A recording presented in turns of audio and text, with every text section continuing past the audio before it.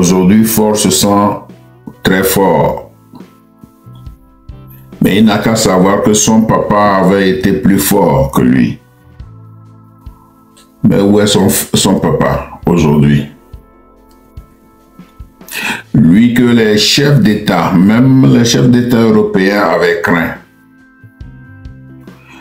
Lui que ses collègues africains avaient craint. Où se trouve-t-il aujourd'hui? Il est parti. Et Faure ne pense pas à ça.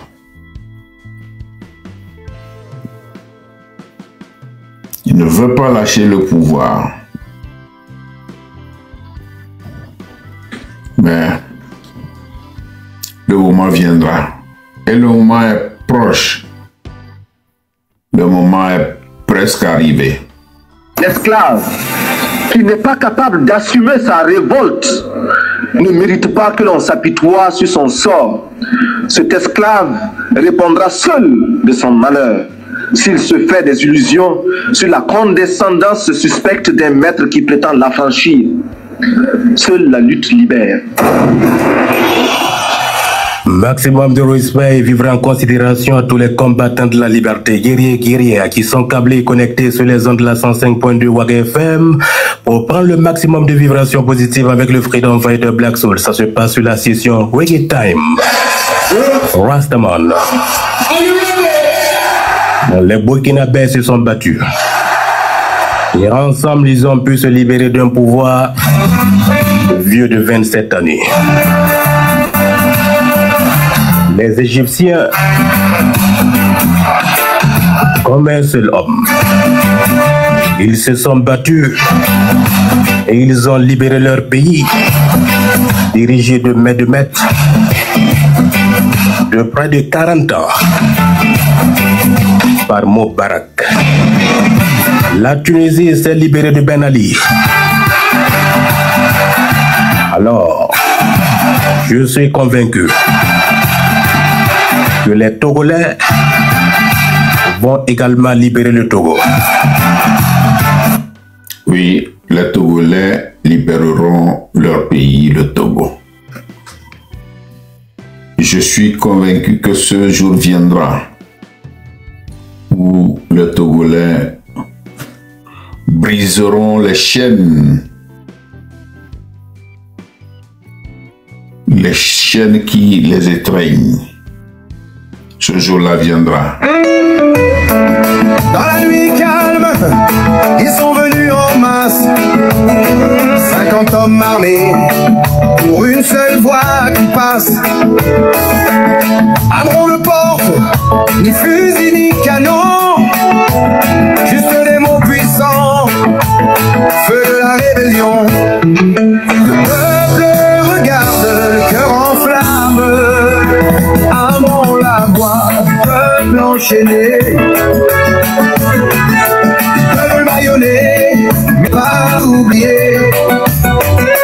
Togo pleure mais ne pliera jamais. Liberté, on continue de chanter jusqu'à ce que l'aube vienne briller.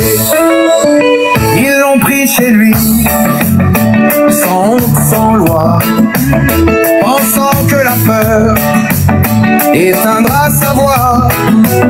Mais dans les ruelles, les cris résonnent fort. Chaque mot d'Amron devient un accord. L'espoir renaît derrière les barreaux. Amron, la voix du peuple enchaîné. Ils peuvent bâillonner, mais pas l'oublier. Togo pleure, mais ne pliera jamais.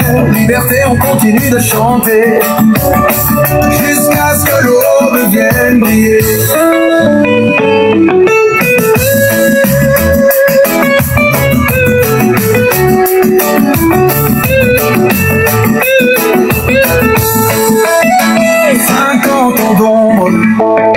Trop de silence, mais une voix suffit pour semer la chance. Amron debout, même entre les murs, sa lumière traverse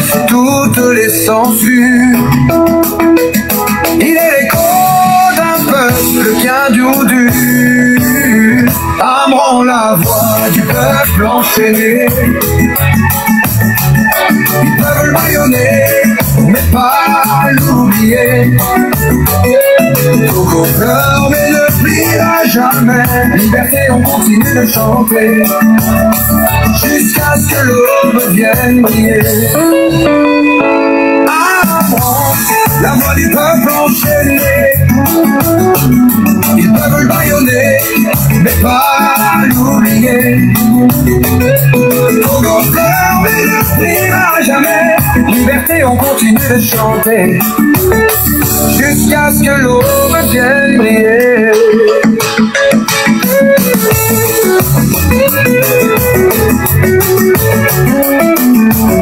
Jusqu'à ce que l'aube vienne briller.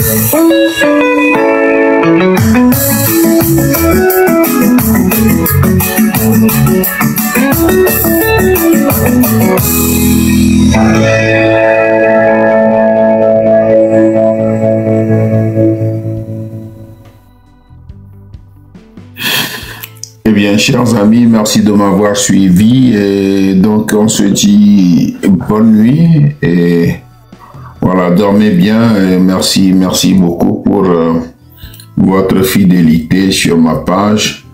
Donc, avant de nous quitter, donc l'hymne national. Et je vous souhaite une très bonne nuit. Merci. Donc, à la prochaine fois, lorsque j'ai un invité, ou bien si c'est un quartier libre, je vous le ferai savoir sur ma page. Donc, les compatriotes qui sont au pays, bon courage, et la liberté au bout de notre détermination à en finir avec ce régime de barbares. Voilà. Et quant à vous, mes compatriotes qui êtes dans la diaspora, je vous souhaite également bon courage. Et les manifestations qui sont organisées dans la diaspora, je vous prie de bien vouloir vous déplacer, soit à Paris, sur la place de la République, soit en Allemagne, à Stuttgart. Donc, merci beaucoup. Le Togo a besoin de tous ses fils partout où ils se trouvent pour sa libération. Grand merci. Bonne nuit à vous tous, mais en attendant, l'hymne national.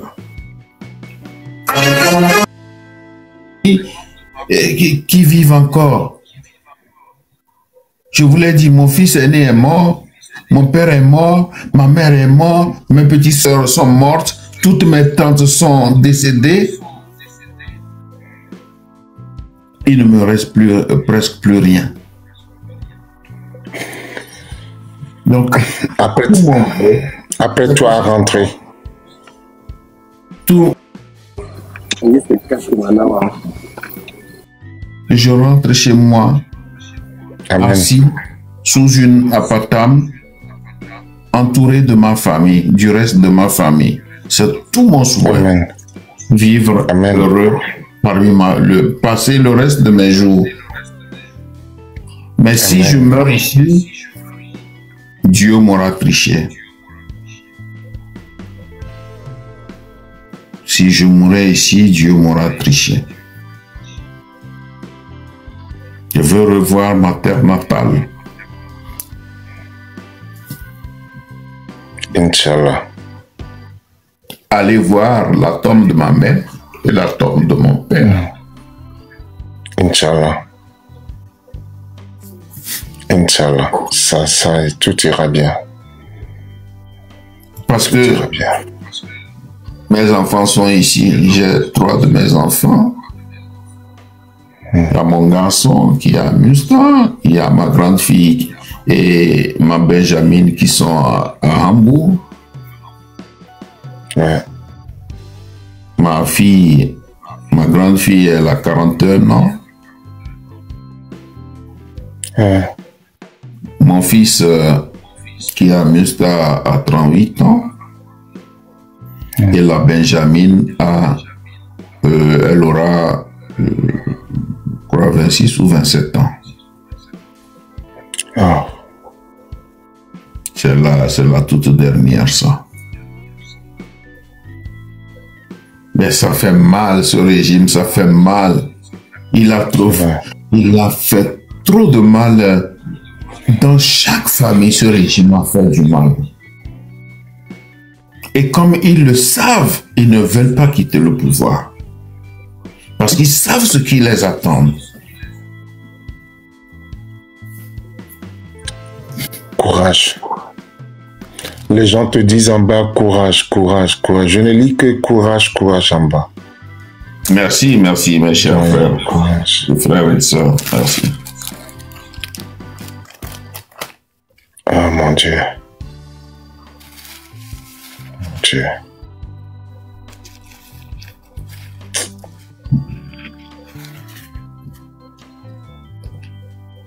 Mais ça ne vous empêche pas de me poser des questions. Hein? Ok. Be careful. Est-ce que tu as une question? Be careful. Dream, Divine, Diego, Impartiality, Balabawi. Oui, oui.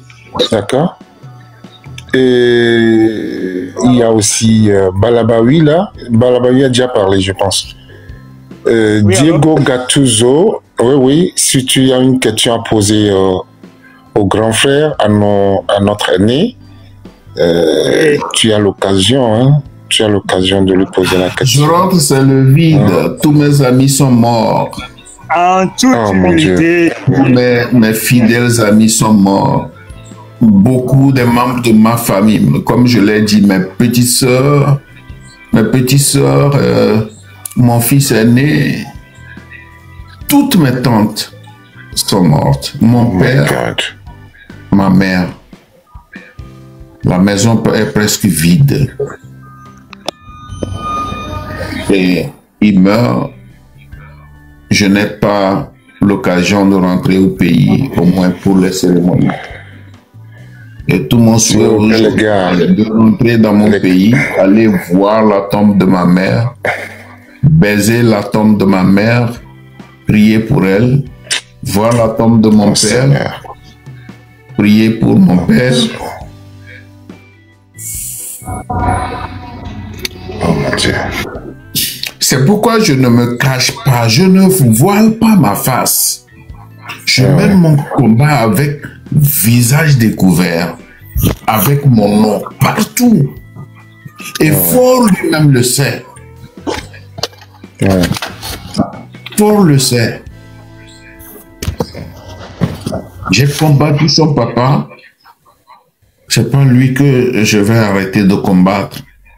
Et quand vous me voyez agir de la sorte, c'est que mon cœur est blessé. Ils m'ont fait trop de mal. Et à travers moi, tout le peuple togolais.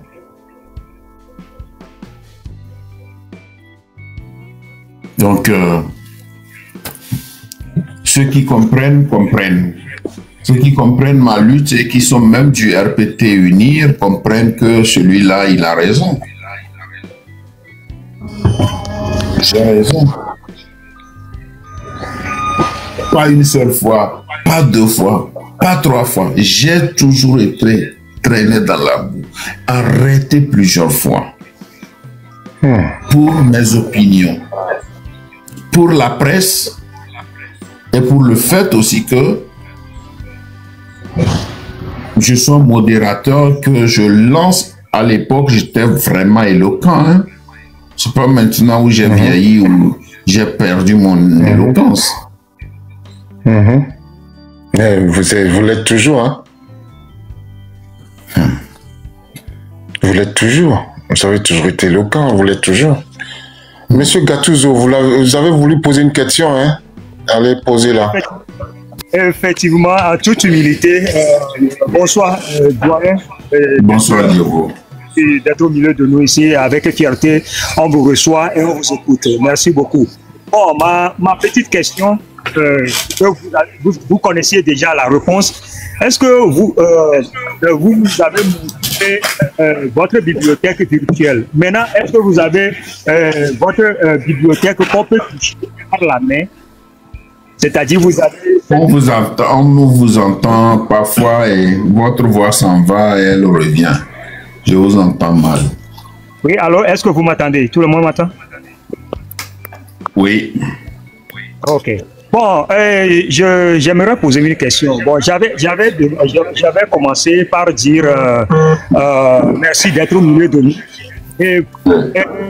Ma question est celle-ci. Vous nous avez exposé votre bibliothèque virtuelle. Maintenant, est-ce que vous avez une bibliothèque que nous pourrions aller toucher par la main? Physique.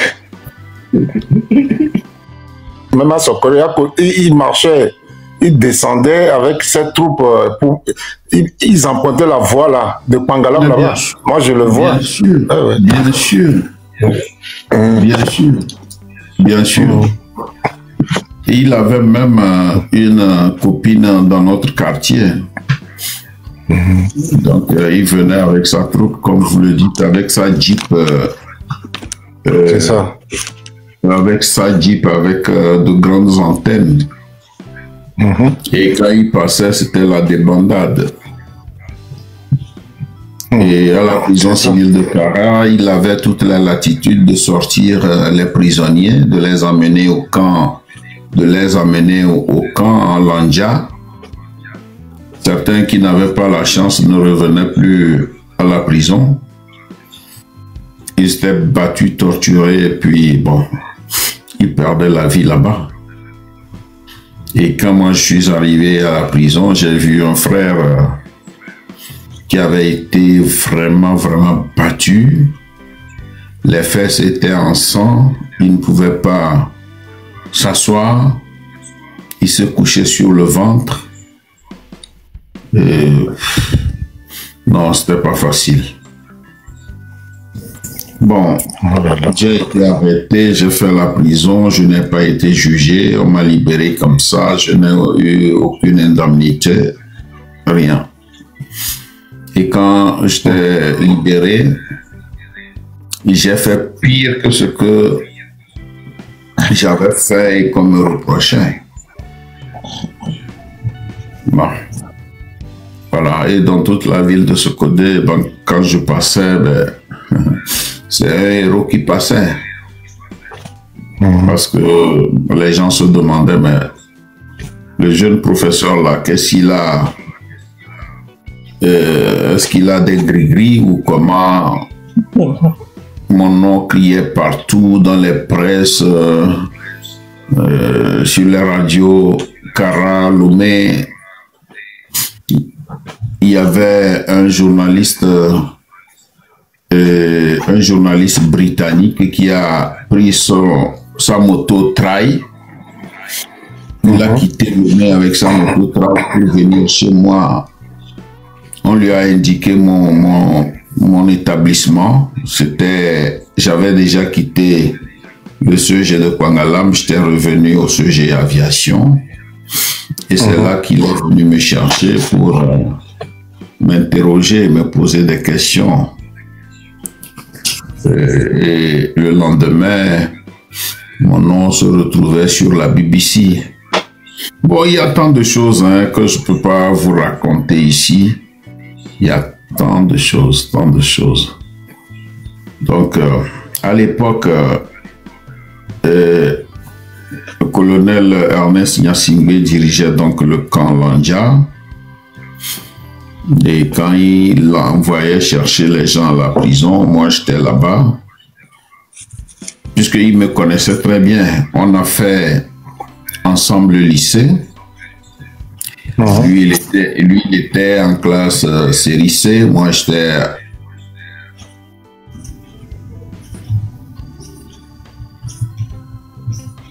à l'époque.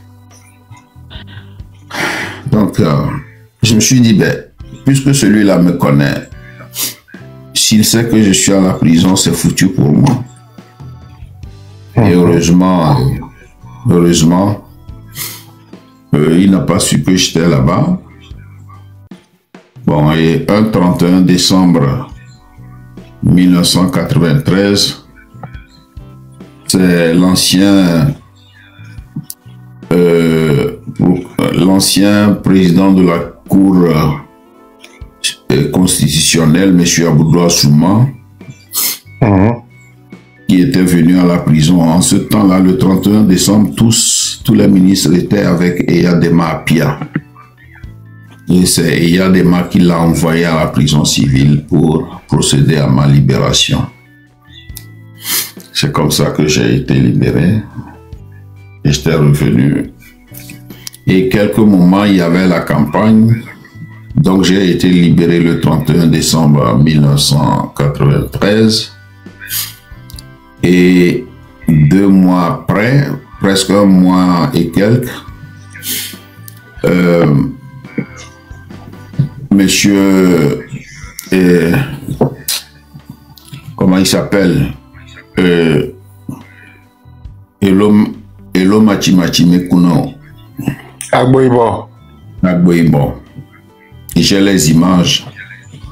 Il était à Sokodé pour la campagne. Et comme quand il y a un leader de parti politique qui venait à Sokodé pour la campagne, c'est moi qui étais le modérateur de toujours.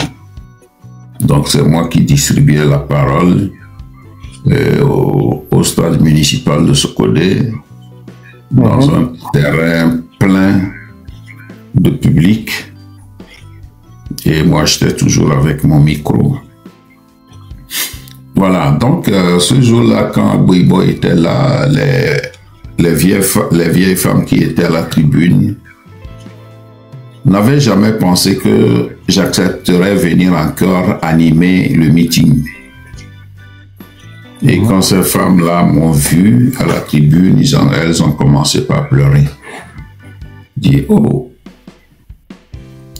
Bon, à l'époque, ils m'appelaient le professeur de Tchawanda, puisque j'habitais le quartier Tchawanda. Dit, ben, oh, il n'y a pas longtemps que vous avez été libéré de la prison et vous êtes encore ici pour haranguer la foule et pour vilipender les soldats. Je dis, oui, mais nous nous battons pour notre pays. Vous voyez comment la ville de Sokodé, elle est abandonnée. Sokodé est une ville, elle est la 2e capitale du Togo, mais elle a perdu ce statut-là de 2e capitale du Togo. Et vous vous réjouissez comme ça? Oui, dans les textes officiels, dans le journal officiel du Togo, Sokodé est la 2e capitale du pays. Allez fouiller, vous allez voir. Mais ça, je le savais. Voilà. Mais il n'y a aucune infrastructure à Sokodé. Vous avez vécu à Sokodé, vous savez. Et la ville est restée comme ça. Et c'est pour ça que nous nous battions. Je me battais pour le Togo, mais je me battais aussi pour ma ville natale. Voilà. Donc, après le meeting, j'étais retourné au collège, mais j'étais plus présent régulièrement à l'école parce que la police et enfin les gendarmes étaient régulièrement à l'école pour me chercher. Donc je jouais au chat et la souris avec les gendarmes. Et un jour, j'étais arrivé tôt puisque j'avais cours à 9h ou à 10h. Et ce jour-là, les élèves étaient sortis pour une vaccination. Les élèves étaient dans la cour. Moi, j'étais assis avec mes collègues sur des bancs, attendant que mon heure sonne pour que je rentre en classe. Et après, derrière nous, nous entendons une jeep s'arrêter. Et 7 soldats, 7 gendarmes étaient sortis de cette jeep. Ils sont venus vers nous. Et quand collègues ont vu les soldats, ils ont posé la question, mais ces soldats-là, ils viennent pour qui? J'ai dit, non, ne vous gênez pas. Vous savez qui ils viennent chercher, c'est moi. Et mes collègues ont pris pitié. Ils sont arrivés à notre niveau. Celui qui a dirigé le peloton s'appelait Corto. C'est un homme costaud. Il a demandé d'après le directeur de l'établissement. Le directeur était absent. C'est son adjoint qui était là, M. Boutou. Et quand il parlait à M. Boutou tremblait de tout son corps. Moi, j'étais assis là, serein. Et il lui posait la question, mais où est le directeur? L'agent lui dit que le directeur est sorti. Et le directeur adjoint leur demande, mais quel est l'objet de votre présence ici? Ils ont dit qu'il venait chercher M. Ali. Je me suis bonnement levé. J'avais ma nièce qui était là-bas. On habitait presque les mêmes maisons à Tchawanda. Et j'ai appelé ma nièce. Je lui ai remis mon cartable. Je lui ai dit, bon, et va dire à ma mère que voilà, les soldats sont venus me prendre. Je ne sais pas où ils vont m'amener. Je ne sais pas comment ça va se terminer. Donc, si elle ne me voit plus, je lui dis au revoir. On m'a jeté dans la Jeep et on est parti. Ils m'ont emmené au camp de la gendarmerie et sur la route de Lomé, au niveau de Koma. C'est ce camp qu'on appelle le camp Gouni. Lorsqu'ils m'ont amené, il y avait un cercle de gendarmes. Ils ont formé un cercle. Et le CB, le commandant de brigade, m'a mis au milieu. Il m'a saisi par le col. Il m'a vigoureusement secoué et dit, Ali Akondo, qui es-tu au juste? Je ne disais rien. Il m'a giflé et il m'a poussé comme ça au milieu des gendarmes. Il m'a remis aux gendarmes et ils ont commencé par leur travail. Il me bastonnait de tout mon corps, surtout avec des cordelettes, avec leurs chaussures Rangers, des crosses de fusil. J'étais à terre, j'ai perdu connaissance. Et puis après, on m'a sorti, on m'a jeté dans une cellule. Voilà. Et donc, chaque matin, toi, Vincent, qui me considère comme ton professeur, il fallait aller me voir. Très tôt, à la montée des couleurs, on me sortait en caleçon. Si tu me voyais, tu devais pleurer. On me sortait en caleçon pour balayer la cour de la gendarmerie. Et j'ai fait ça pendant toute une semaine, chaque jour. Et au même moment, quand je finissais, on m'amenait au bureau. L'interrogatoire commence. Quelle relation j'ai avec Gilles Chris-Olympio? Quelle relation j'ai avec Joe Boukari? Tant de questions. Tant de questions. Et puis après, le premier jour là, ils ont pris encore une deuxième Jeep. Direction ma maison. Donc ils étaient cette fois-ci 7 plus 6, ils étaient 13 gendarmes. Il y a le CB et son adjoint, plus un autre gendarme. Ils sont entrés dans ma maison, dans ma chambre.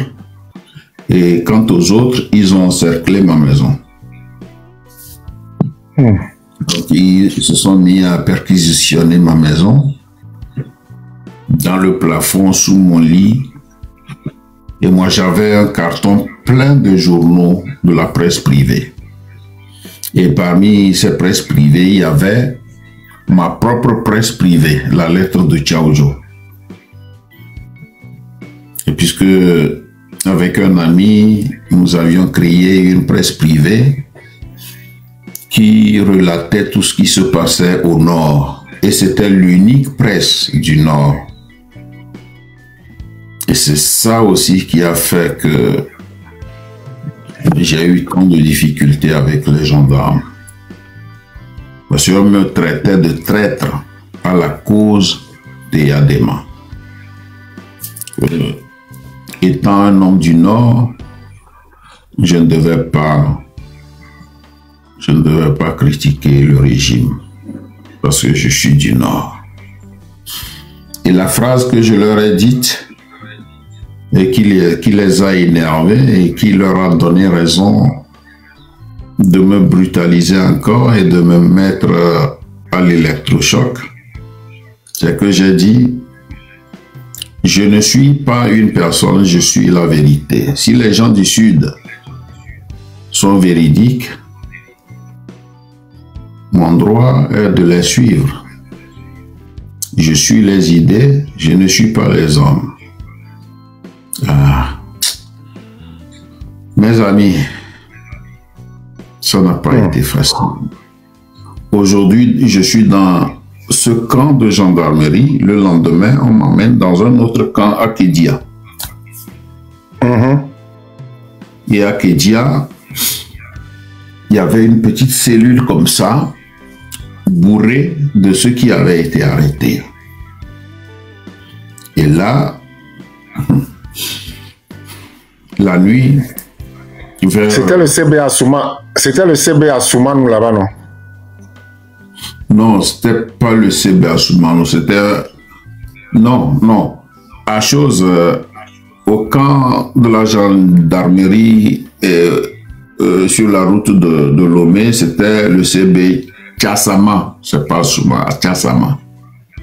Le lieutenant Tchassama. Mais à la gendarmerie de Kédia, c'était un CB Kabien. Assoumano n'était plus là-bas, oui. Dans cette année-là, Assoumano était déjà parti. C'était le CB Tchassama. Bon. Donc, il était amené fraîchement à Sokodé pour mater ses propres frères. Parce que tout ce qu'il faisait, bon, il envoyait les gendarmes dans les mosquées très tôt le matin quand eux priaient, ils rentraient, ils bastonnaient nos vieux. Et tout ça là, nous on a écrit dans notre pièce et dans notre presse. Il y a tant de choses, J'ai un exemple de notre presse ici. Et je vous raconte ça pêle-mêle. Et c'était trop. C'était trop. J'ai vécu le calvaire. C'était calvaire. Donc, après le meeting de Agboibo en février, parce que c'était en février l'élection législative, et c'est au cours de cette élection que Agboibo a eu, il a eu beaucoup de députés, et Edem Kojo n'avait que 6. Alors, au lieu de nommer Agboibo comme Premier ministre, c'est celui qui n'a pas eu assez de voix, qui a eu 6 députés, qu'il avait nommé Premier ministre. Février, mars, je jouais au chat et à la souris, avec les gendarmes. Et c'est en avril. En avril, un jour, je suis revenu à la maison, mais je ne dormais pas à la maison parce qu'il me cherchait même jusqu'à la maison. Je dors chez une soeur ou bien chez un oncle, chez une tante. C'est comme ça que je changeais de maison les nuits. Mais je rentrais vers 19h pour manger, juste pour manger, et puis je ressortais pour aller me cacher quelque part. Donc, j'ai joué comme ça. Il y a d'autres choses. Si un jour on m'invite pour parler de ça, je le ferai. Là, je vais ordonner toutes mes idées. Bon, Djabo Boukari m'avait téléphoné. Et à l'époque, il n'y avait pas les téléphones portables.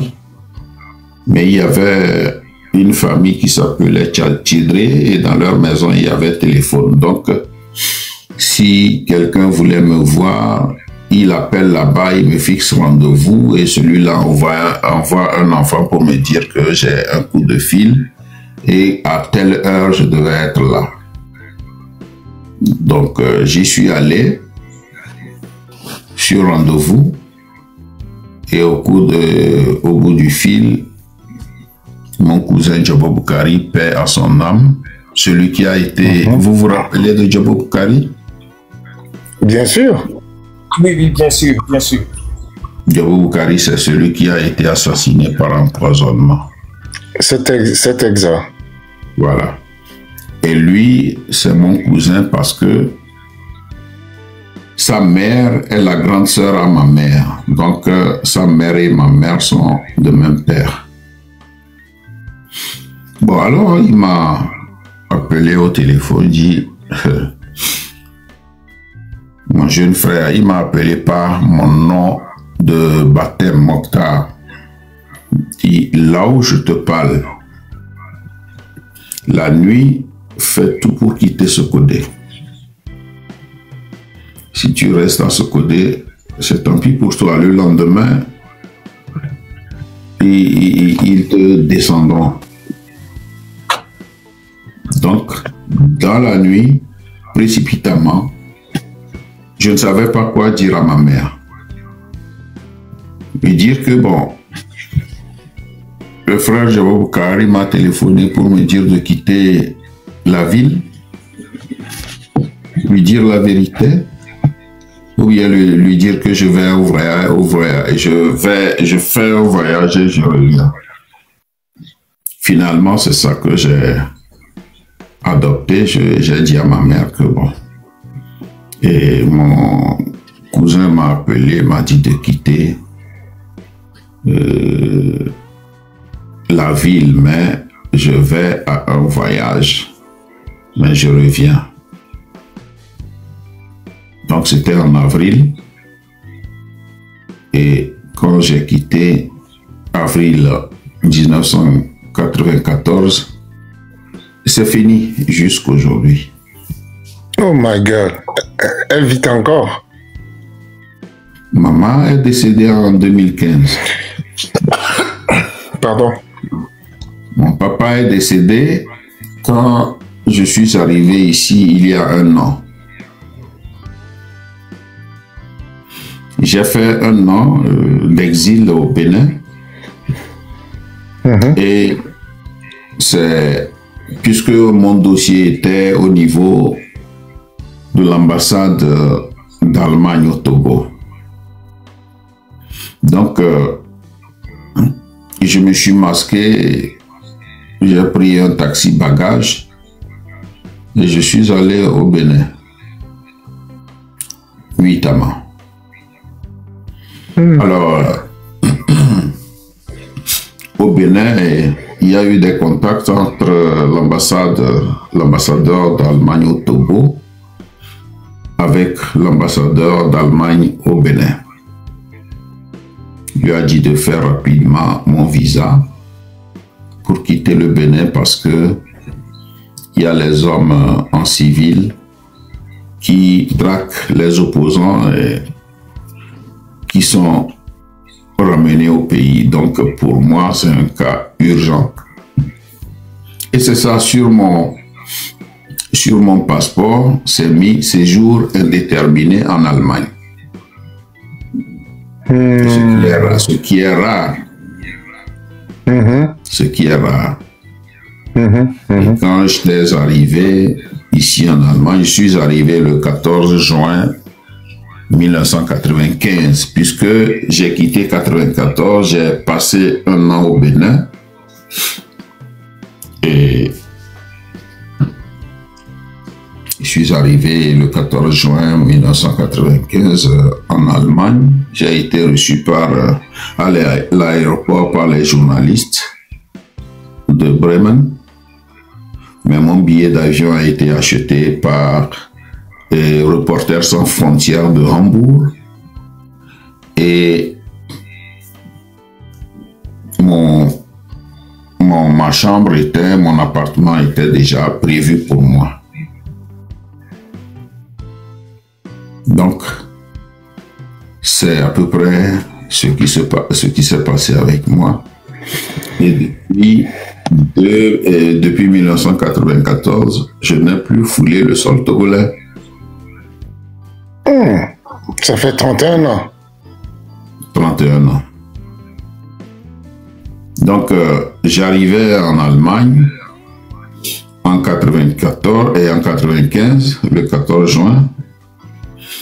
Et l'année suivante, en 96, le 1er mai 96, mon père mourait de chagrin.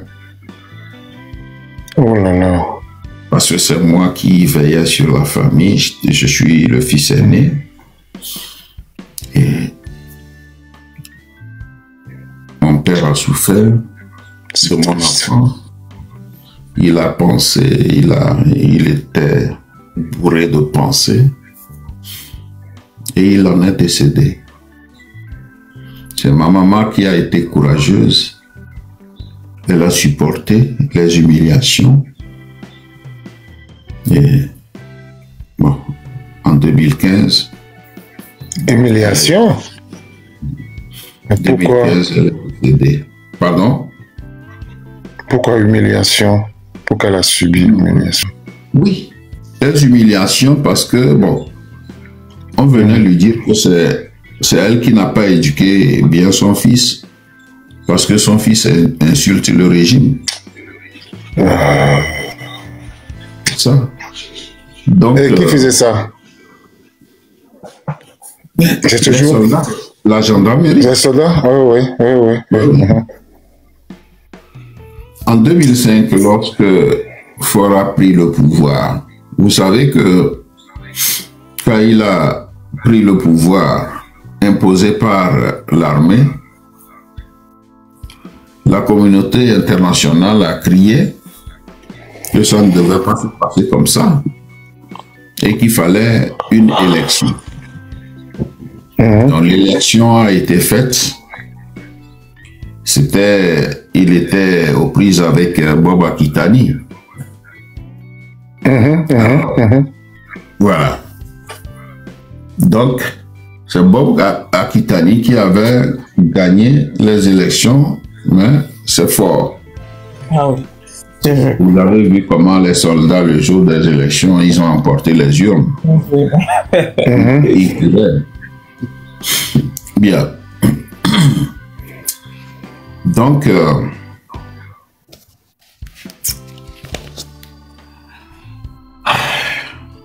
en avril 2005, il y a eu encore beaucoup de tueries. Il y a eu tant de choses. C'est en ce moment, un jour, ils sont allés saccager la tombe de Jomo Boukari. Scheiße, was ist das? Oui. My God. En 2005, ils ont saccagé la tombe de Djobo Boukari. J'ai toutes les images. Et quand ils ont fini là-bas, ils sont montés chez moi. Et il y avait 11 soldats qui étaient venus de Kara. Certainement dépêchés par Ernest Nyasingbe. Ils sont allés, ils ont trouvé ma mère. Il y avait un indicateur qui est de ce côté. On les a amenés chez moi. Excuse-moi, M. Mota. En 2005, après que Faure ait pris le pouvoir, Ernest était encore lucide? S'il était quoi? Lucide. En 2005, il était lucide, mais vous savez qu'il est mort en 2009. Oui. Mais moi, j'ai appris comme quoi en 2005, avant que Faure ne prenne le pouvoir, il n'était plus du tout l'Ernest qu'on a connu. Il n'était plus lui. Oui, bon, en fait, puisque j'étais plus au pays, moi j'ai supposé que c'est lui qui a envoyé les soldats. Ah, bon, peut-être en ce temps-là, il était malade. Paralysé. Bon, certainement, ce sont remplaçants. Voilà, donc, ils ont dit à ma mère que, bon, toi, ton fils est à l'étranger, il salit le nom du pays et de Yadema. Donc, nous, on va casser la maison. Et ils ont sauté une fenêtre. Et ma maman leur a dit, mais si vous avez ce cœur dur de casser la maison, tuez-moi d'abord. Parce que si vous cassez la maison, où est-ce que je vais habiter? C'est mon enfant qui me fait tout.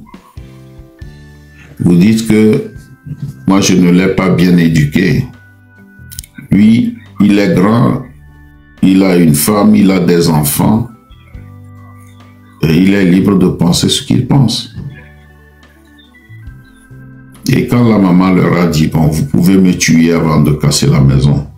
Sinon, si vous cassez la maison, que vous me laissez en vie, où est-ce que je vais vivre?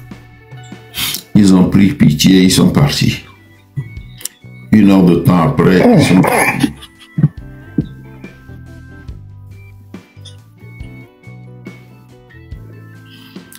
Salut Totomoro, dites-moi qu'est-ce qui est faux?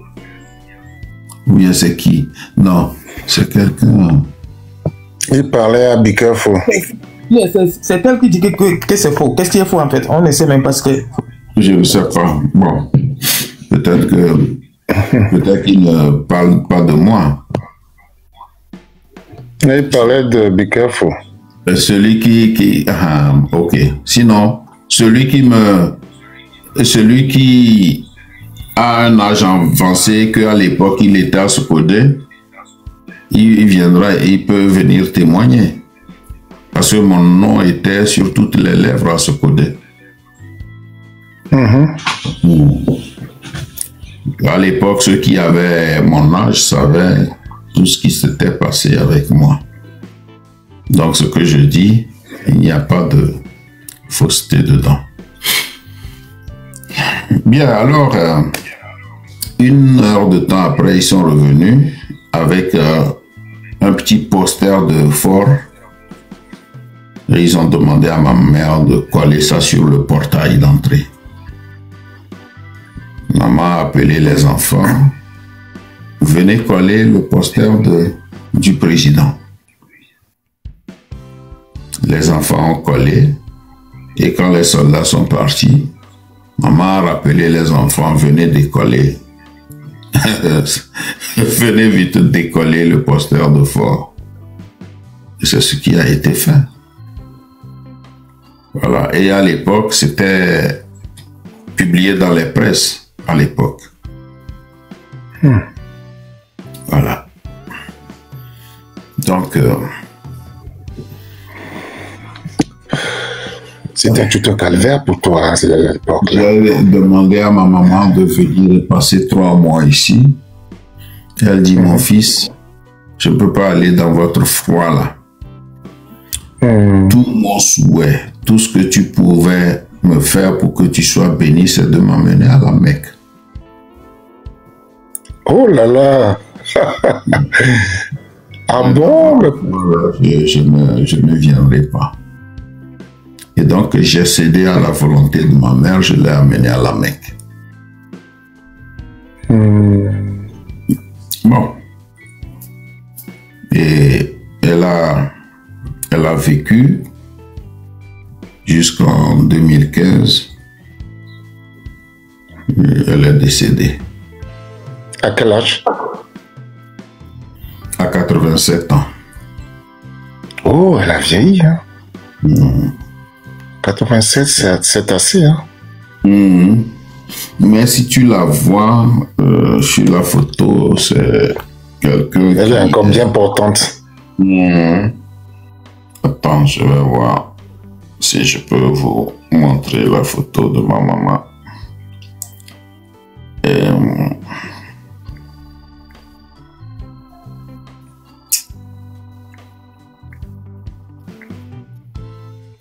Quel pays ça? Maman.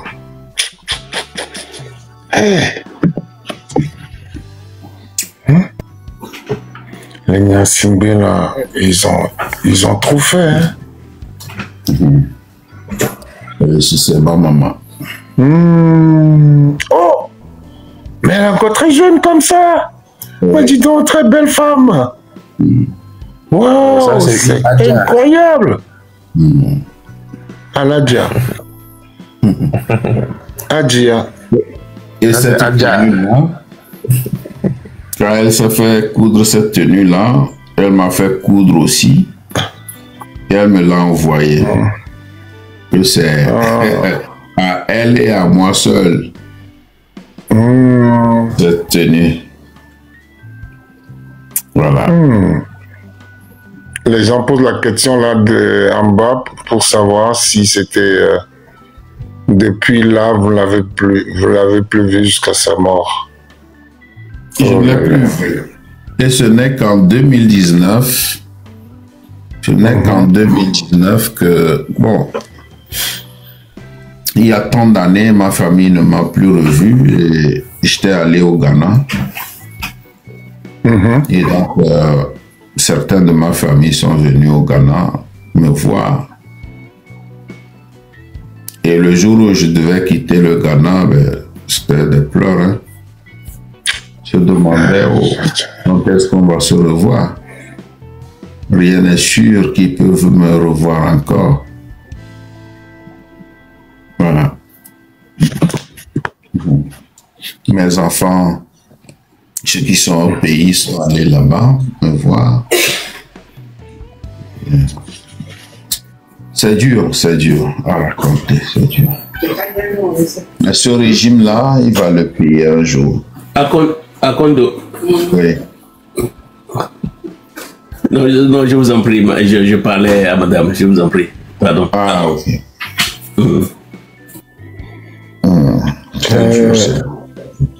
C'est comme ça, nous on a vécu au Ghana pendant plus de 20 ans, je pense. On était là depuis 90, depuis les années 90, comme ça, jusqu'à... J'avais quitté là où, en 2010, je suis resté au Ghana, j'ai étudié au Ghana jusqu'à l'université. J'ai enseigné dans un de ces lycées, Anglo Secondary School en Seco, juste un peu devant Ketasco. Donc, j'ai enseigné là-bas pendant 5-6 ans comme ça, avant d'aller, de continuer à l'université là-bas. J'ai eu mes diplômes là-bas à l'université avant de partir. Là, il y a Jovi qui me demande si mes enfants sont au Togo. Oui. Et il y a mon fils aîné enfin, il y a mon premier fils qui est décédé en 2018 sans qu'il m'ait vu. Ouais. Donc, si lui, il était en vie, il aurait eu 50 ans et quelques. Mon fils aîné. Celui qui est, celui qui est là, disons, bon, il n'y a pas une grande séparation d'âge entre eux. Celui qui le suit directement a 49 ans. Mais comment est-ce que ça s'est fait? Comment? Dis-nous comment est-ce que ça s'est fait. Quelle question? L'écart d'âge là. Oui, l'écart d'âge là, mais tu vois pas que tu y a. mais qui demande quelle question? C'est une question? Une question est une question. Oui, 48 ans et quelques. N'oubliez pas qu'il reste toujours le professeur. Il reste toujours le professeur. 48 et quelques. Ou avoir des moins. On laisse Edouard là-bas.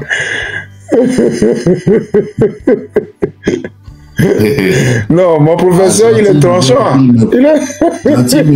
Gentil dit qu'elle me croyait avoir 56 ans. Non. Je n'ai pas 56 ans. En Allemagne, il faut avoir 67 ans pour aller à la retraite. Je suis à la retraite depuis. Voilà. Je suis à la retraite depuis. Mon professeur, c'est un beau garçon, hein? Vous ne le voyez pas? Bien. Oh, ne me vante pas. Hein. Non, là, il ne vous a pas vendu, mais ça se voit. C'est bon, on voit le visage. Donc, mon deuxième fils, c'est un beau gosse. Celui que j'appelle actuellement mon fils aîné, lui, il est avec sa famille à Tchévien, avec sa femme et ses enfants. Bon, il y a ma fille qui est évidemment se côté mariée. Et attends, peut-être que je vais voir sa photo.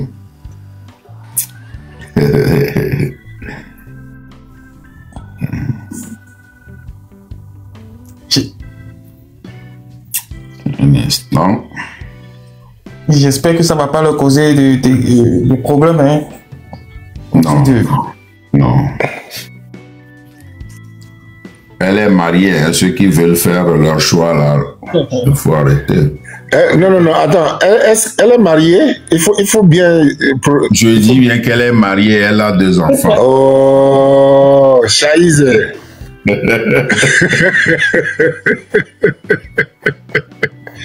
Oh, quelle belle nana.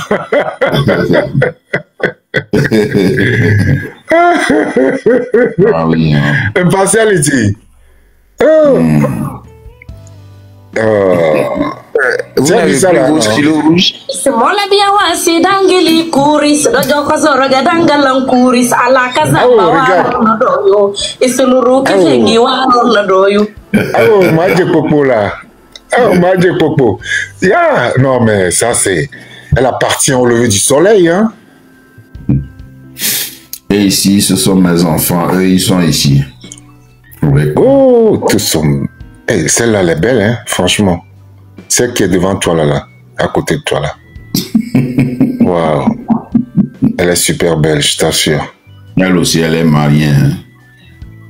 Elle aussi est mariée? Elle devait m'attendre. Hein? Hein? Elle devrait m'attendre. Mais pourquoi les gens rient? Ah. Pourquoi toi tu dis ça?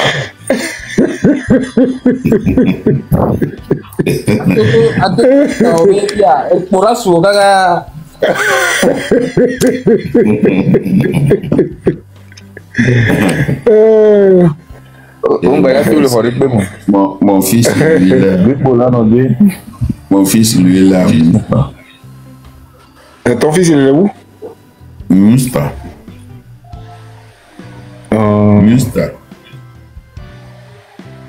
non loin de la ville d'Essen. Ok.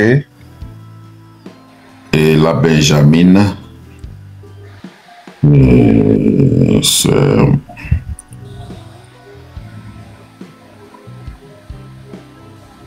Je ne sais pas si je peux avoir la photo de la Benjamine. On demande si eux peuvent aller au pays.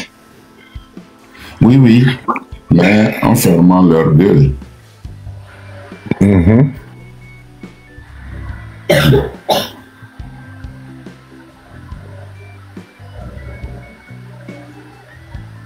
Elles vont au pays.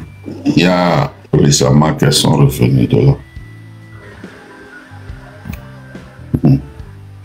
Et tout le pays doit être muet. Pourquoi? Oh, tout ça là va passer. Tout ça va passer. Et je pense qu'on est en train déjà d'écarter le mal. Hein? On est en train déjà d'écarter le mal. Plaît à Dieu. Papa. Est-ce qu'il y a quelqu'un là-bas qui veut poser des questions à monsieur Bien sûr. Ok. Faut et toi. Maintenant les questions. Oh. Alors tu as besoin alors. Afo be tirer nous maintenant là. Oh, yema, comment? Oui, normalement, grand frère Baba, oui, oui, parce que le professeur veut attendre à dire autour de voilà ce que je dois poser question. Au stade municipal, je suis avec Agboibo. Ouais. Regarde, tu étais un peu svelte à cette époque-là. Tu étais un peu svelte. Vous voyez, Maître Agboibo à Congo Ali en 1994 à Sokode. Moi, j'étais déjà au Ghana. À cette époque-là. Et ici, avec Gilles Christ Olympio, Marcati Dépé, c'est moi qui suis derrière là. Ah, waouh! Et tu as toujours gardé les photos là jusqu'au jour d'aujourd'hui? Ah oui. Waouh! C'est la vraie souvenir. Wow. Ici, au stade municipal, j'haranguais la foule. Ah, voilà le stade municipal. Et il se passe beaucoup de choses là-bas, hein? Je t'assure, mes amis, là-bas, là, il y a une fête là qui fête. Hein? Ouais. Je t'assure, les grands hommes de Sokode, ils viennent là-bas, au stade municipal de Sokode, là-bas. Il faut voir, pouvoir. Les gens prennent des comment vous les appelez? Vous l'appelez adéquis. Et puis il y a des gens qui se piquent la gueule avec...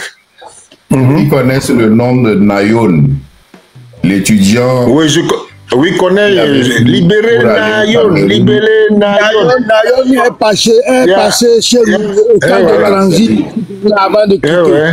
Il y a des membres qui avaient envoyé l'avion au Cameroun pour le chercher.